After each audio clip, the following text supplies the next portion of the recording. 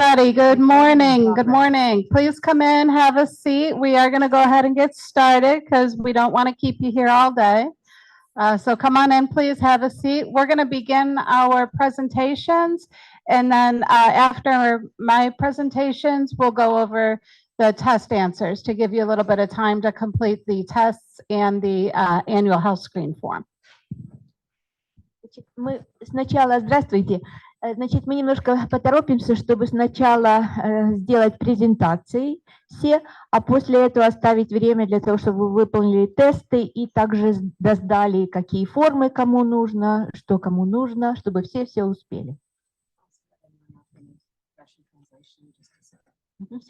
Все, кому нужен русский перевод, пожалуйста, присаживайтесь ближе к левой вот этой части. Здесь будут столы, где я буду помогать с русским переводом. Okay, well, thank you guys all for being here this morning and joining us today. We hope that everyone who is a mother had a wonderful and relaxing and beautiful Mother's Day, nice Mother's Day weekend, even though today it seems like it's all fallen apart with the weather, but at least we were able to have a nice weekend to celebrate. Today, this morning, I have two presentations to provide to you. I'm going to be going over fire safety and accident prevention, and then after that, we'll be going over nutrition basics before we have our other speakers. So what we hope that you're going to achieve by the end of this presentation today is that you would be able to understand the fire safety issues specifically for seniors that are going to include some statistic, high risk and special considerations in different components of fire. Also to be aware of fire hazards and how to prevent them, and to install, maintain, and demonstrate a proper use of safety devices.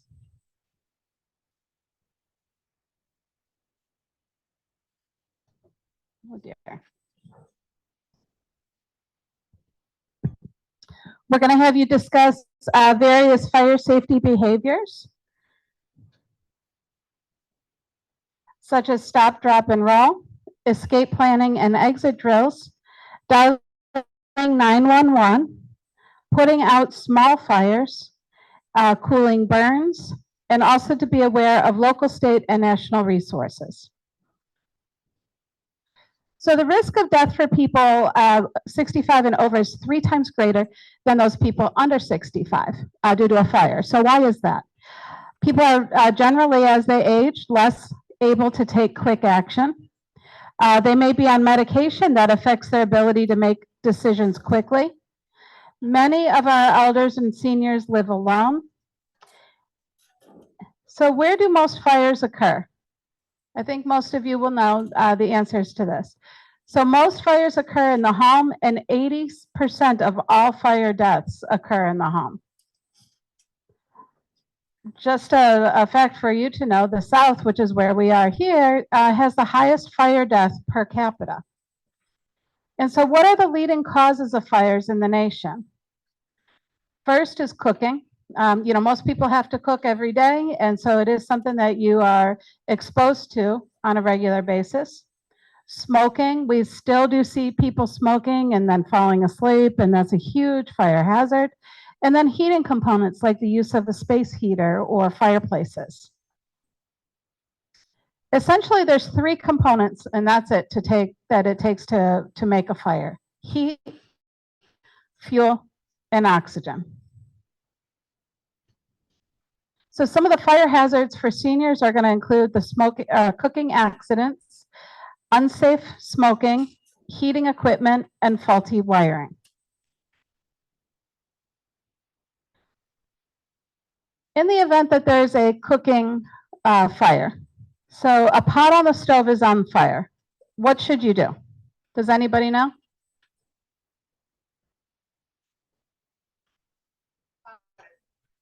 Cover it? Okay. So you're going to try and eliminate the hazard. Going back to this, when there's a pot on the stove, under most circumstances, depending on if it's a grease fire or something else, but generally speaking, you're going to cover it. And what is that going to do? It's going to remove the oxygen component and be able to safely put that fire out.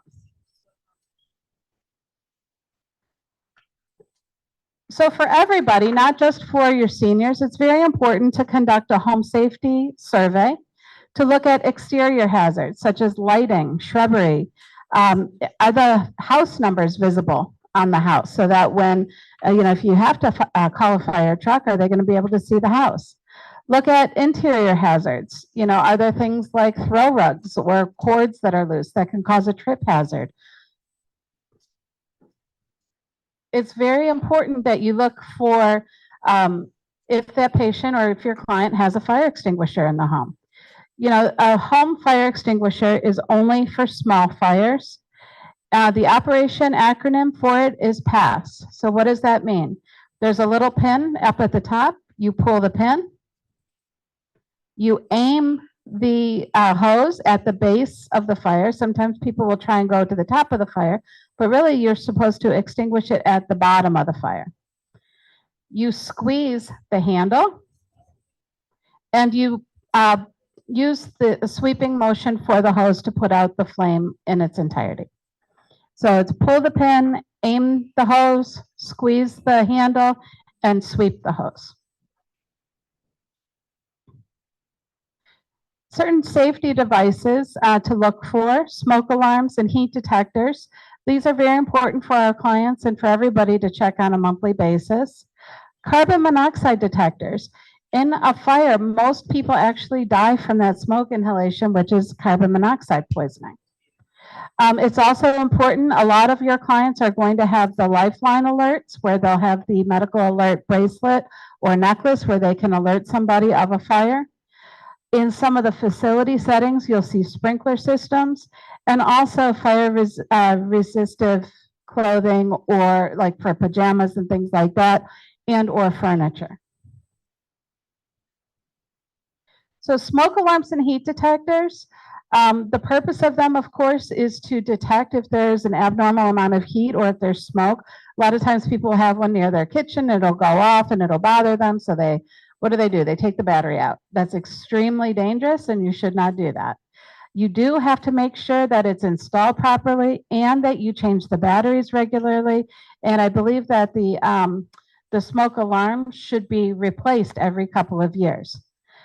Carbon monoxide detectors are going to be able to sense if there is too much carbon monoxide in the air, which of course is a poison. Again, the installation, make sure that it's installed properly and that it's maintained on a regular basis. It's very important.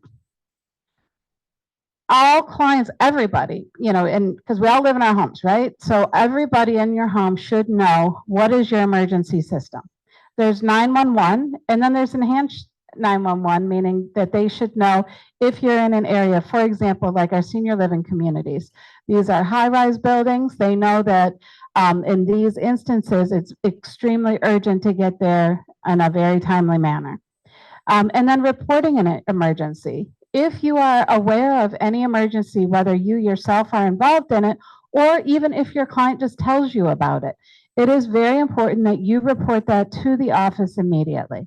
We do not always know of everything that's happening, even though it's happening in your client's home.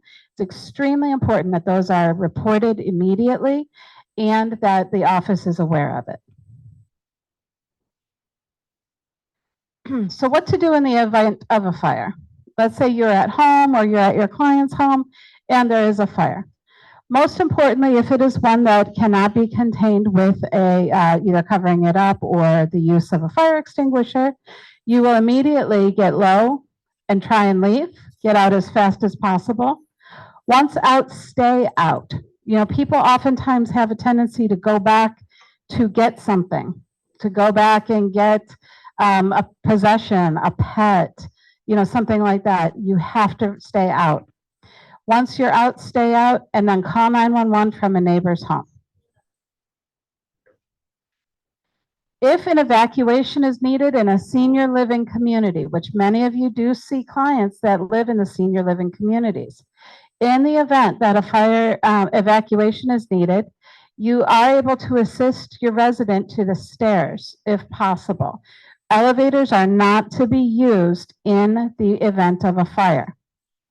The senior living community has what's considered a non-ambulatory list of residents. These are people that cannot go up and down stairs. They have to be current and it has to be posted in a central firebox for the fire department or police to retrieve if needed. The management of the building will assist in evacuation until the fire or police department arrives, and then they hand it over to them. And any wheelchair-bound or disabled resident who is unable to come down the stairs is instructed to wait on the stairway until help arrives. This is something that, it can cause a lot of panic, of course. It can cause, people to become very distressed in the event of a fire. The most important thing is to remain calm, get your client or the resident of the senior living community to that stairwell, and wait for help to arrive, because again, these are the enhanced 911. They know where the senior living communities are in the area, and that is when they know that they need additional assistance to help carry people down the stairs. So if fire gets on your clothing, has everybody ever heard the term stop, drop, and roll? So basically this means if you have a flame on your person, if you do this, what's it doing? It's adding oxygen to that flame. Okay, so it's going to cause even more significant burns. Stop, drop, and roll is when you literally get to the ground and you roll to put that flame out. What is that going to do? That's going to extinguish the oxygen that's getting to the flame, and it's going to put the flame out much quicker. People will say, well, aren't I going to burn myself? Much less than if you were to try and wave it out. If you're burned, for small burns, it's best to run cold water over the burn. Do not put ointment or butter on a burn. This is something that can actually cause the burn to become worse. Cold water is usually the best. Depending on the degree of the burn, you may or may not need to seek medical attention.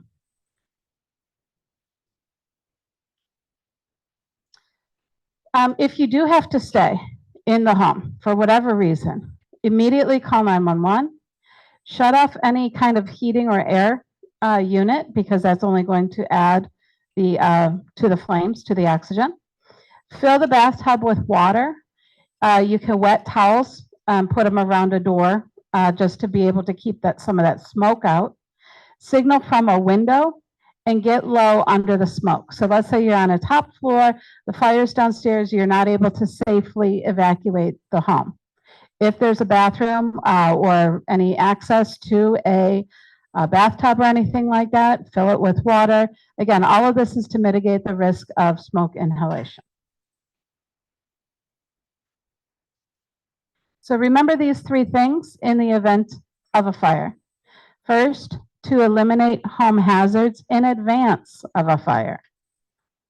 We talked about those briefly. Again, you're going to look at throw rugs, any kind of trip hazards, some people that have stacks of newspapers in their home. Those are all just kindling for a fire, and it is something that's extremely dangerous.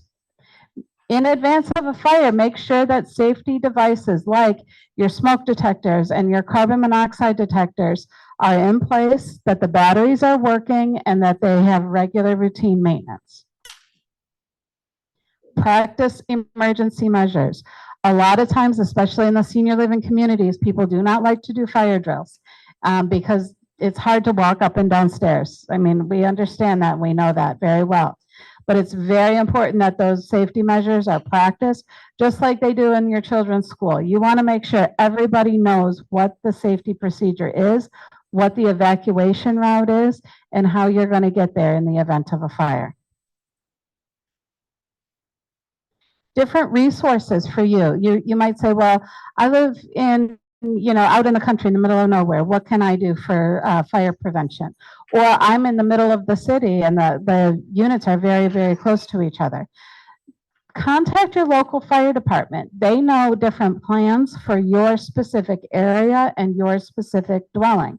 We have people that live in all different housing structures, apartments, single family homes, different trailer homes even, so all different settings.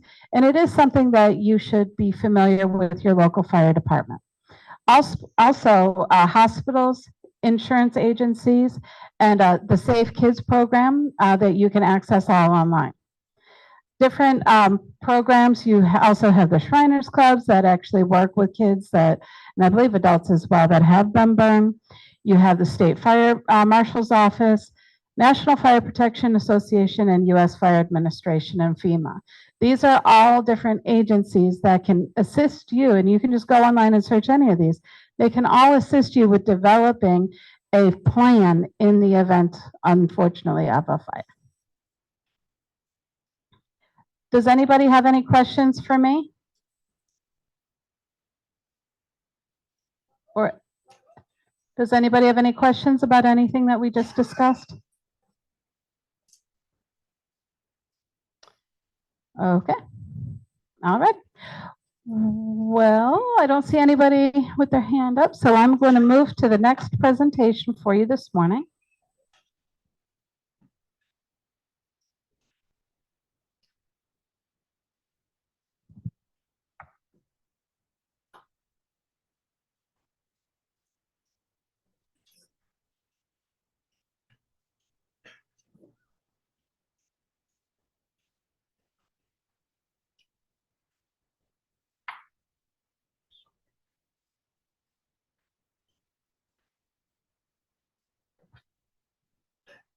And I am sorry you have to listen to me twice today.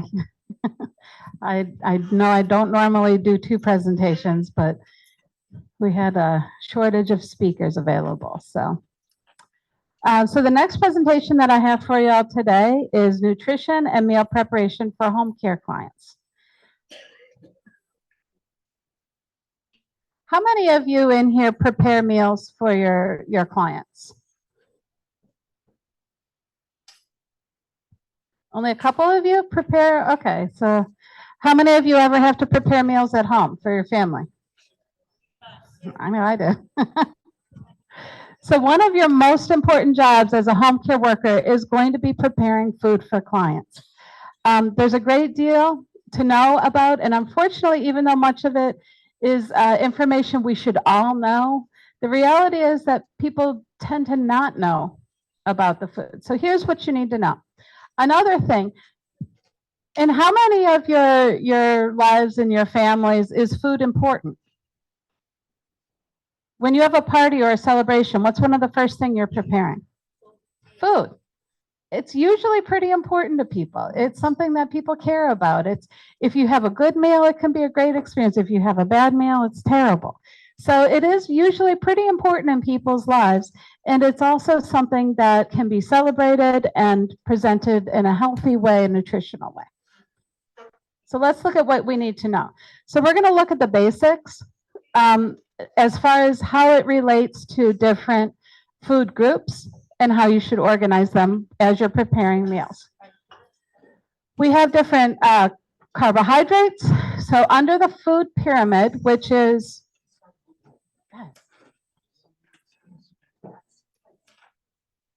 under the food pyramid, you have carbohydrates at the base. So this is things such as whole fruits and vegetables, whole grains. Similar products should make up the bulk of the diet for most of our patient type, okay? This is not specific to different dietary restrictions and things like that. The amounts are going to depend on the specific diagnosis. So for example, people that might have diabetes or something like that, you have to lower the carbohydrates and sugars. Then you have proteins. The second building block of nutritive food is made up of protein. This is going to include things like non-fatty meats like beef, ham, venison, pork, things like that, as well as most fish, poultry. Certain vegetable products like beans are usually peanuts, nuts, and things like that are usually rich in protein. So under the food pyramid, these should be limited in the diet of people that we are dealing with as it relates to most of the fatty or salty foods. However, protein is extremely important for our elderly people. You have fat. This is the third building block, and there is a need for fat in your diet. There's a large number of kinds of fats. You have saturated fats, polyunsaturated fats, monounsaturated fats. So it can become pretty confusing. So while fat is recommended, it is also recommended to be in a limited amount and also to stay with those healthy fats. There's exceptions for certain kinds of fat that can be beneficial. And it's important for your patient to understand which kind of fats they should be focused on. So nutritive means that food has calories, okay? These are calories are energy. This is how you are going to spend your energy, how you are going to be able to get up in the morning, how you're going to be able to go throughout your day. So water is extremely important to the functioning of our body. However, it does not have calories in its pure form, and it's really considered non-nutritive.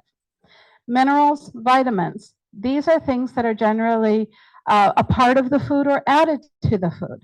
It's very important to have them. And many spices, even though they make the food better, they also are necessary for proper functioning in our bodies. For example, salt is important in moderation to prevent dehydration. It's very important for most people to express variety in their diet. Most people do not want to eat the same thing every single day over and over. That becomes bland, it becomes not enjoyable, it becomes something that they'd rather just not even have if they have to have the same thing. So variety is usually something that is very important. Here's what a plate should actually look like. This is 2011, but it's still pretty relevant. And it's the food pyramid, but replaced with a plate. If nothing else, if you can look at this plate and look at it, especially as it relates for your clients, you can tell how much should be vegetables. The majority should be vegetables, a small amount of fruits, grains, protein, and a small amount of dairy. So balanced diet is going to help people to enjoy their food, but eat a little bit less of it. Avoid oversized portions. Avoid the all-you-can-eat buffet, because most of the time people are just going to overeat at those types of places. And use exercise to offset your intake. You know, it's all about intake and output. Are you outputting at least as much as you're taking in? Foods to increase, make half of your plate fruits and vegetables. Make it at least half, the rest half of your grains, whole grains. And switch to fat-free or low-fat milk. Foods to reduce. Most of our patients need to be on a reduced sodium or no added salt diet. And to have water instead of the sugary drinks, including even just fruit juices and things like that, do tend to have a lot of sugar, added sugar in them. So what are some challenges to eating healthy? A lot of times people have dietary restrictions, and it seems like more and more as food becomes more and more processed, people generally have more and more intolerances to some of these processes. This is going to be, some people have to be on a dairy-free diet, a gluten-free diet. Some people prefer no carbs or low-carb diets. Some people are allergic to nuts, prefer either vegan or vegetarian. There's some religious implications to diet. For example, a kosher diet. There's sugar-free diets and halal, which is, again, another religiously affiliated. So you have these dietary restrictions. Then you have cost issues. If anybody's been to the grocery store in the last 4 years, you know the cost of groceries. I'll tell you, in my own family, my cost of groceries has gone up at least 50%. Okay? And yes, I've got growing boys. However, even without that, the cost of our groceries on a weekly basis has gone up by about 50%. That's significant. So what do people do? Instead of buying the fresh fruits and vegetables, what do? Canned. And what's in canned vegetables? How does it preserve? Sodium, exactly. So these are things just to be mindful of. A little hack that I've learned is instead of buying the canned vegetables to buy frozen.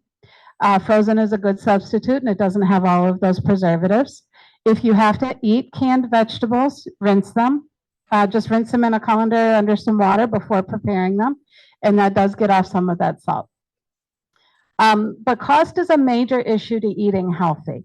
A lot of times, the good chicken is going to cost 10 times more than the chicken that has all of the additives and preservatives and everything else in it. So just be mindful of that. Maybe kind of try and incorporate a little bit into your diet as you're able to. And then you have personal taste. There's some people that are going to say, I cannot stand a piece of grilled chicken. I only want fried chicken, period. Or I don't want to eat it. This is personal taste, and it's important to understand how you can still taste things that are enjoyable to you, but make them a little bit healthier for you. When we're shopping, a lot of times our seniors find it difficult to get to the store. So I know a lot of you actually go to the store for your clients because they can't just drive themselves. Also carrying the groceries, from the trunk of their car to their apartment or to wherever they're living can be very difficult. So please assist your clients as best as possible with their grocery shopping whenever it's appropriate, whenever it's ordered on their care plan, and help them by purchasing items that are going to fit within their dietary restrictions. Some of our clients, they need assistance with feeding. And this is something that can be very difficult, not only for you as a caregiver, but it can also be very difficult and embarrassing for the client themselves. Because if you think about it, most people just think, well, only babies or children need to be fed. And so you do want to be very sensitive to this. You want to make sure that they are they're feeling like they are still valued and that you are not treating them like a baby if you do have to feed somebody. Also, you might want to select foods that they can either assist themselves with feeding, like handheld food, if that's an option, or to have things that aren't going to spill or drop very easily. So how can you help as a personal support aide? You can assist by preparing the foods for them, looking at their dietary restrictions and different regimens that are advised by the doctor, but you can also assist with preparing the foods in a healthier way by, let's say, omitting the extra salts, sugars, fats, things like that. When preparing food for the home care client, it's very important to make sure that you follow a number of safety precautions, as well as maintaining the healthy food choices. Make sure to use whole foods whenever possible. Avoid frying and convenience foods. These are the things that might be canned or pre-made. And find out how the client likes the food prepared. Things to watch for. As a home care worker, it is part of your job to watch carefully that your client eats. So we do want to monitor, what they're eating and how much they're eating. If they're showing a pattern of eating less than they usually do, it may be a problem that needs to be reported to their supervisor. Now, they may be making a concerted effort to eat less, and that's something that, they can discuss with you. But also at the same time, a big part of certain things where people are having some mental health issues, such as depression and things like that, they're not hungry anymore. Also, sometimes with other physical ailments and illnesses, they don't have the appetite. So these are important things to monitor and pay attention to. Let's look at some best practices as it relates to nutrition and food preparation. Store fresh milk and eggs in the refrigerator. A lot of times people will say, the eggs can be left out if they're farm fresh, or butter can be left out in order for it to be soft whenever I want to use it. Those types of things do need to be refrigerated, and it's best to keep them in the refrigerator. Meat products should be stored on a bottom shelf to avoid the possibility of contamination. Why is that?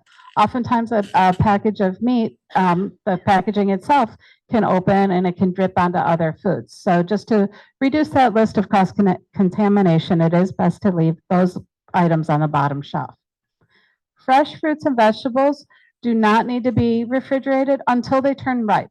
And then at that point, they should be refrigerated, or better yet, consumed, so that they're not going to be go to waste and go bad. it's a really good idea. Again, I'll use myself as an example. Whenever you're being sensitive to pricing, use coupons whenever possible to save your clients money, save yourself money. These are oftentimes available electronically, so you don't even have to clip the coupon. You just download them and you can use them for your use. There's a couple chairs over here at this table. So does anybody have any questions for me regarding the nutrition or anything they would like to add? Anything that you've done that works well?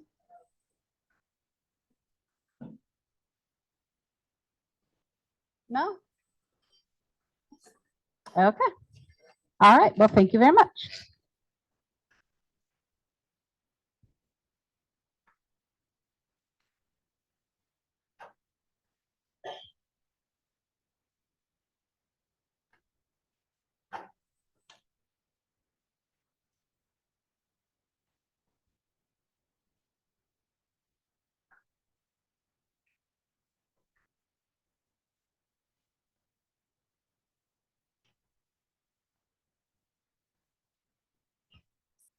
Okay, so if you guys could, I do want to go over with you.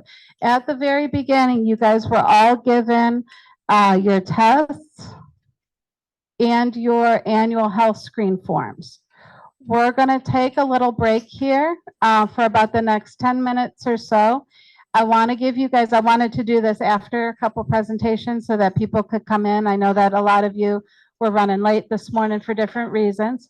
So I do want to take about 10 minutes right now.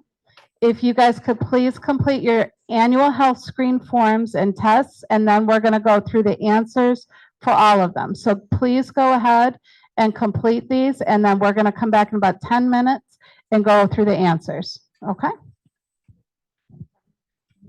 Значит, мы будем вам говорить правильные ответы через 5-10 минут, а пока что заполните все формы о вашем состоянии здоровья, все, что там нужно заполнить, о изменениях в состоянии здоровья и так далее, которые вам выдали. 10 минут, пожалуйста.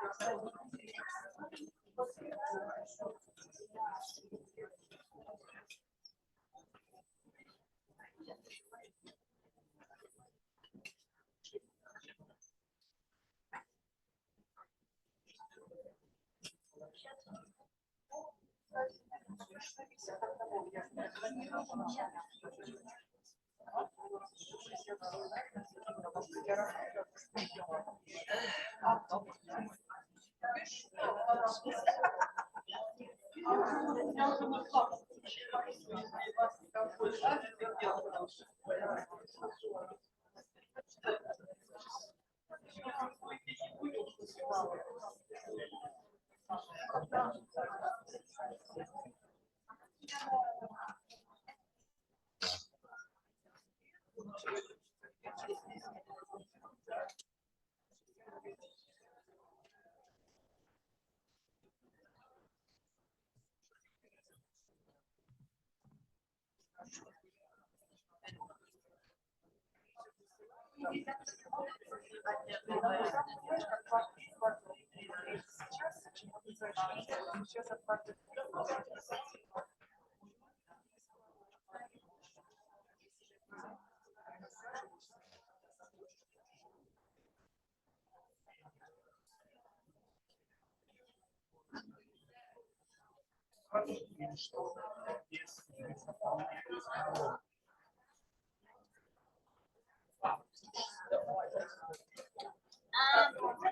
have never participated.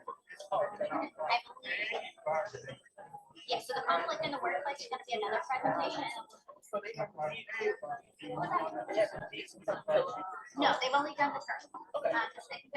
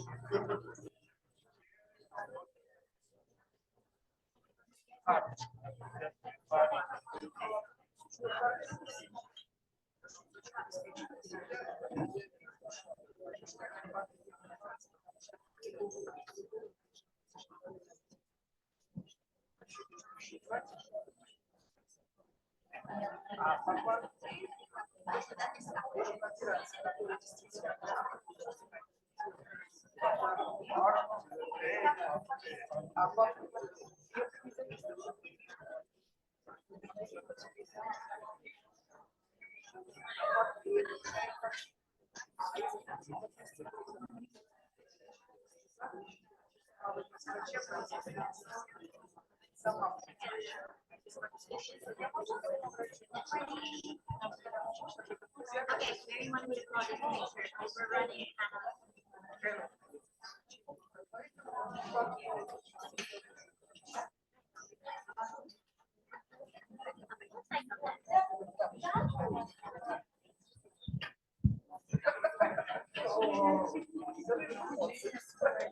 Okay, everybody, if I can get everybody to come back to their seats, please. And we are going to go over together with everybody the answers for the quizzes. I think you've all had enough time to complete the 4 quizzes that we had.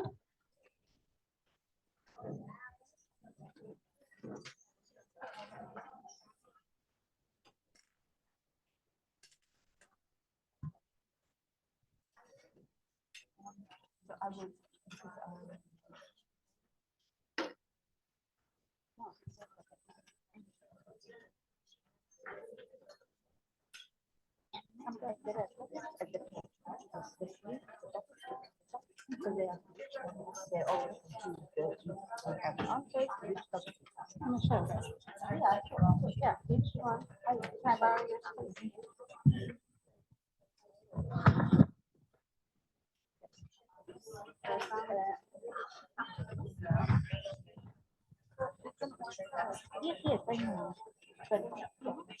And so it's in order.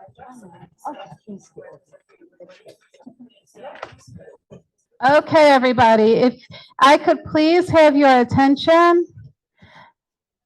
If you guys could please just give me your attention for a few moments, because I want to go over the answers to the quizzes. Also, please look at the first page. That is your annual health screen form. We do need to make sure that it is completed. Make sure your name is printed at the top of the form of each of these pages. Please put your name at the top of all of the pages. Complete the health screen form, front and back. Пожалуйста, на форме по состоянию вашего здоровья отметьте вашу фамилию, имя наверху на каждой странице. по вашему состоянию здоровья отчет, да, вы должны заполнить наверху, написать вашу фамилию и имя. Okay, so now turn to the first test. The first test is caring for bedbound clients. The answers are up here, but I'm going to read them. So look at the test for caring for bedbound clients. А сейчас переходим к ответам на ваши тесты. Первая тема ухаживать за лежачим пациентом, bedbound clients. Первый тест, самый первый по списку тест. Ответы сейчас будут. So number 1 is false. Number 2 is true. Number 3 is true. Number 4 is true. Number 5 is D as in dog. Number 6 is false. Number 7 is C as in cat. Number 8 is true. Number 9 is true. And number 10 is true. Any questions? Okay, let's go to the next. The second test is conflict in the workplace. So please go to the next test called conflict in the workplace, and the answers are here.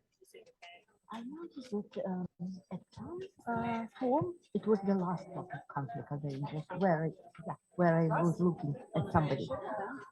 At least what I noticed that lady. It's on the last page, last. Yes, that's what I thought. So maybe it is not. Excellent. Let me look at your report, because I want to do this report at the end. Mhm. Hang on.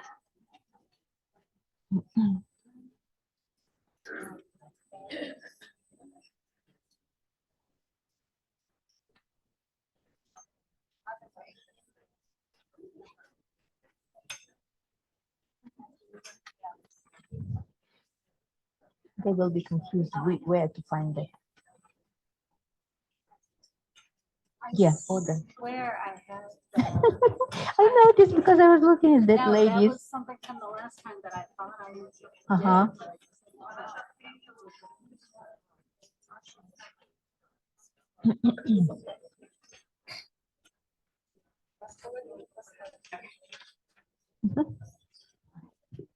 Okay, everybody, sorry about that. I just wanted to go in order that your tests were so that nobody's confused. So let's go ahead, please, and look at your second test, which is understanding customer service. Значит, идем по порядку. Вторая тема – понимание правил customer service. Да? Так как у вас идут по порядку темы, вторая тема – customer service. Okay, understanding customer service. Number 1 is C as in cat. Number 2 is false. Number 3 is A as in apple. Number 4 is true. Number 5 is D as in dog. Number 6 is B as in boy. Number 7 is true. Number 8 is true. Number 9 is false. And number 10 is true. Any questions about those answers?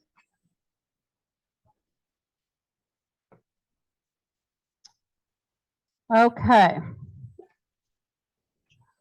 Let us please look at the third test called Alzheimer's disease behaviors and interventions.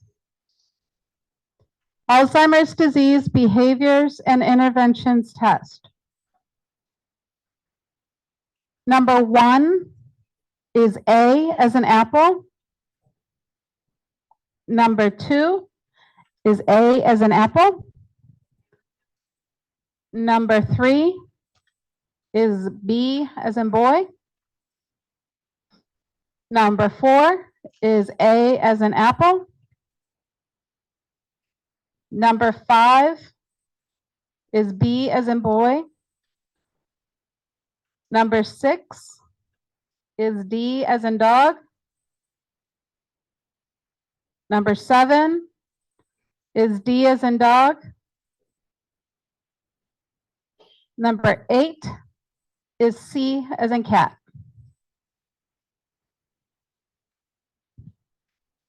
Does anybody have any questions about Alzheimer's disease behaviors and interventions?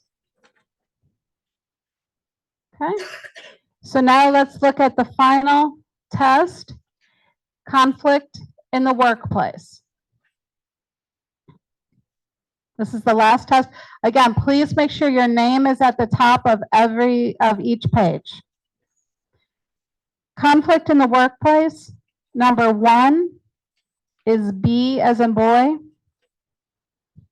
Number 2 is A as in apple. Number 3 is C as in cat. Number 4 is true. Number 5 is true. I'm sorry, number 5 is false. I'm sorry. Ah! Number 5 is false. Number 6 is D as in dog. Number 7 is false. Number 8 is B as in boy. And number 9 is D as in dog. All of them? All right. Okay, please again, make sure your name is at the top and the date is at the top. Also, please make sure that the front and back of your health screen form is complete. I'm going to walk around and collect them. So anybody who's at a table, if you guys can all just give them to one person at your table so that we can go around and collect them up. And I will get the next presentation ready. Пожалуйста, еще раз посмотрите, чтобы была ваша фамилия, имя наверху страницы, особенно форм по состоянию вашего здоровья. И, пожалуйста, все формы соберите в центре стола, а Мэри пройдет и их все заберет.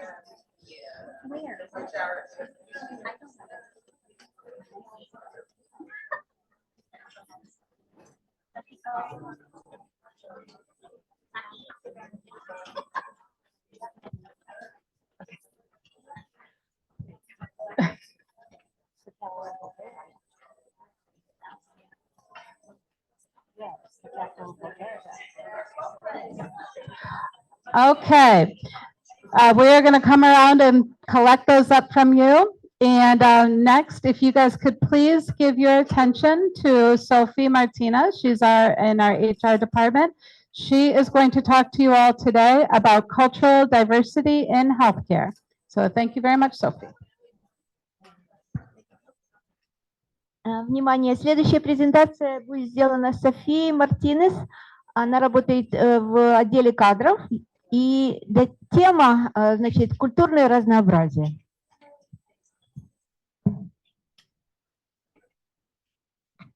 All righty. Good morning, everybody. Ooh, I like this crowd. Okay, so today we're going to be talking about cultural diversity in healthcare. So we do have it all. Some are obvious, some aren't. So some obvious manifestations here are religion, ethnicity, which is race, national origin, including language, and also gender.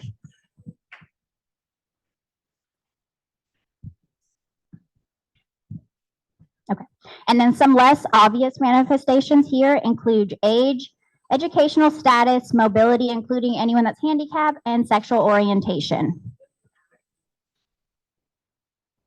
Okay, so what is culture? Culture is the value, beliefs, standard, language, thinking patterns, and behavioral norms, communication styles, etc., shared by a similar group of people. So it guides decisions and actions of a group through time, and it is often learned and shared. So some obligations of healthcare workers: to be respectful and sensitive to another person's belief system, to be cultural competent and comfortable with those that they serve, to understand how their own personal biases and values influence communication with patients, families, and coworkers. So, excuse me, if everyone could please keep your side conversations down because it's difficult to hear. So if you could please just not have side conversations while we are presenting.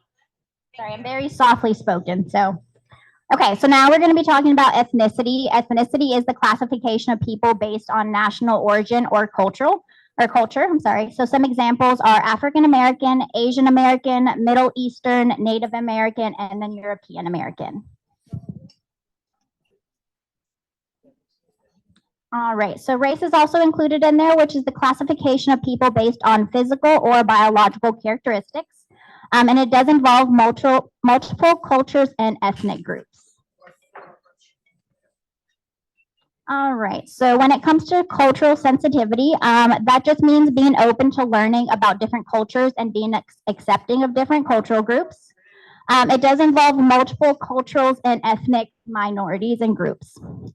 So when it comes to multiculturalism, it does mean the recognition and the acknowledgement that society is pluralistic. In addition to the dominant cultural, there exist many other cultures based around ethnicity, sexual orientation, geography, religion, gender, and class. Okay, so it is very, very important to have some aspect of cultural competency. Healthcare workers need to be very aware and just sensitive to cultural diversity, life situations, and just other various factors that shape a person's identity in order to provide appropriate care to them. The first step is an open, non-judgmental attitude.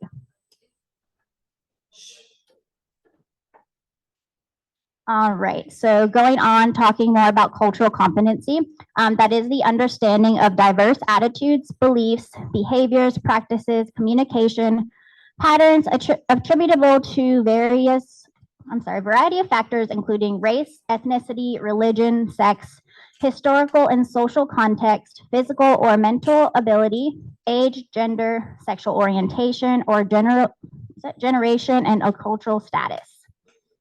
So a healthcare provider is culturally competent when he and she is able to deliver culturally appropriate and specifically tailored care to patients with diverse values, beliefs, and behaviors. So providing culturally competent care is an advocated strategy for reducing a bunch of health disparities, okay? All right, so when it comes to areas of cultural diversity, that does include family organization, language, personal space, touching, gestures, healthcare beliefs, spirituality, religion, and eye contact. So just a fun fact, there are 45 million people in the United States that speak another language other than English, and that does equate to about 15%.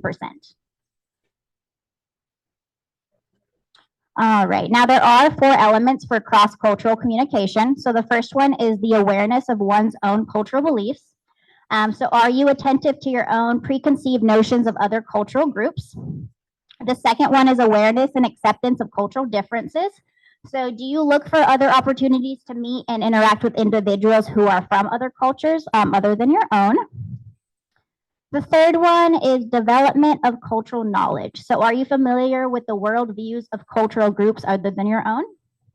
And then the last one, the fourth, is the ability to adapt to the cultural context of the case.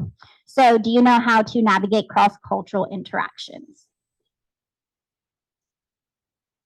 All right, so when it comes to acquiring cultural competence, it does reduce the chance of stereotyping. It starts with awareness. It grows with knowledge. So obviously, the more you learn, the more your mind starts to adapt. Enhanced with specific skills, and it is polished through cross-cultural encounters. All right, so when it comes to acquiring cultural competence, you want to ask yourself these questions. Who are my patients, family, and coworkers? How can I learn more about them? And what are my beliefs about this group? So in order to acquire knowledge of cultural values, belief, and practices of your customers, like I said, ask questions. It's always good to listen. Account for language issues, and just be very aware of communication styles. All right, and then be sensitive to language barriers. Does the patient understand any English? Consider a literacy level. Use visual aids and demonstrate procedures. Check understanding, and then determine if you think that interpreter is necessary. Okay, so consider religious and spiritual factors. Are there sensitivities and beliefs associated with birth, death, certain treatments, such as blood products, prayer, meditation, and worship, and then food preparation, clothing, special objects, and gender practices? Okay, so here are some ways to facilitate communication across the cultural boundaries. So one, be aware, recognize the differences. Two is don't evaluate and don't judge. Number three is build your self-awareness. Four is describe and identify and then interpret. Number five, don't assume your interpretation is correct. Six, you want to verbalize your own nonverbal signs. 7, share your experience honestly. Number 8 is acknowledge any discomfort, hesitation, or concern that you might have. 9 is practice politically correct communication. And then 10 is just be very patient and attentive when communicating with clients, families, coworkers, etc. All right, so further on acquiring cultural competence, consider body language, eye contact, touching, personal space, and privacy and modesty. And some other cultural factors to consider would just be gender, wealth, or social status, presence of a disability, or sexual orientation. All right, and it is because we are different that each of us is special. So that is all that I have for you guys as far as cultural diversity. So thank you guys for being attentive and just being here today. And that wraps my part up.